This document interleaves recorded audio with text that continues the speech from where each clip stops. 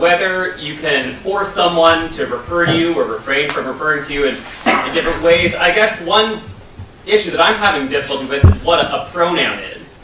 I think we'd all acknowledge that you have a right to force people to refer to you in certain ways. If a professor had a class and they had a student who insisted on calling them a girl when they were male, or calling them queer or something, or I can think of way worse words, they would say, well, that's not a pronoun, that's a derogatory label that's just meant to degrade me.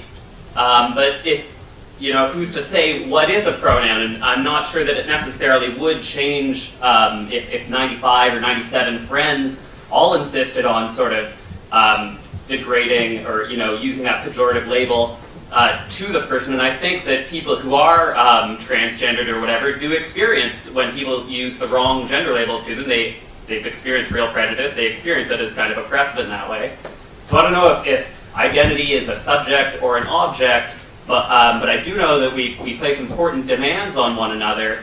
I don't know about nature, but I know that fundamentally, like, our society is going to work better if we respect each other, and I think history bears that out.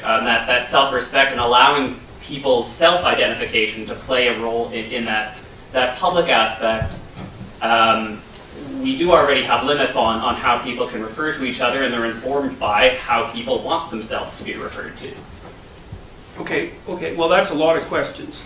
So, and that's, I'm not trying to be a smart aleck about that. It's just, I'm going to have to sort that out for a minute. Okay? Well, the first thing I would say is, pronouns, and I'm not a linguist, so I'm not going to be able to whip this off the top of my head, although I do know that there is a psychologist named James Pennebaker who's written a whole book on pronouns, which you might be interested in referring to, and pronouns turn out to be extraordinarily important as signifiers, but they're also part of what's called a closed linguistic category, and they don't change.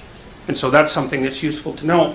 But you also bring up the distinction, or the lack of distinction, or made a lack of distinction between adjectives and pronouns. And that's pretty interesting, because there's no real reason why, if you can't insist upon which pronoun I use to address you, you can't also insist on which adjective I use to address you. And there's a lot more adjectives.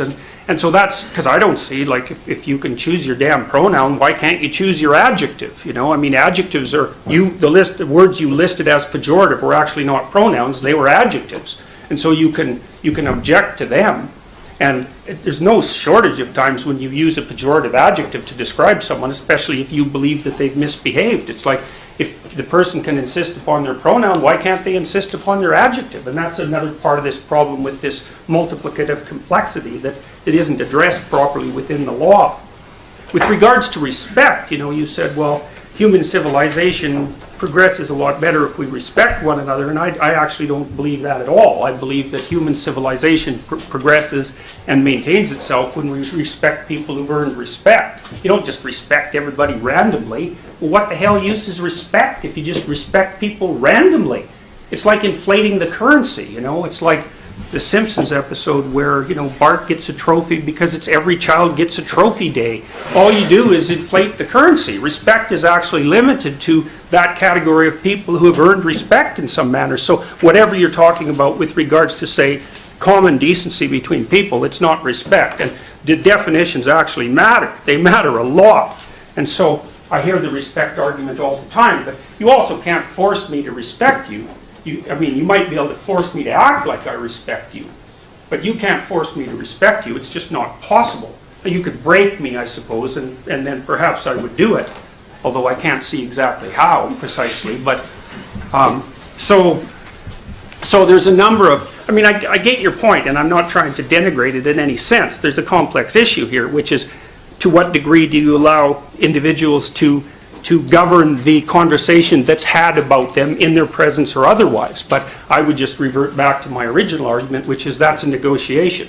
It's either a negotiation. You got 3 states. You can negotiate with someone, you can be their slave, or you can be their tyrant. And I would pick negotiation, but as far as I'm concerned, the law right now, as it's currently instantiated, is a tyrant, and it makes people into its slave, and we're going to pay for that.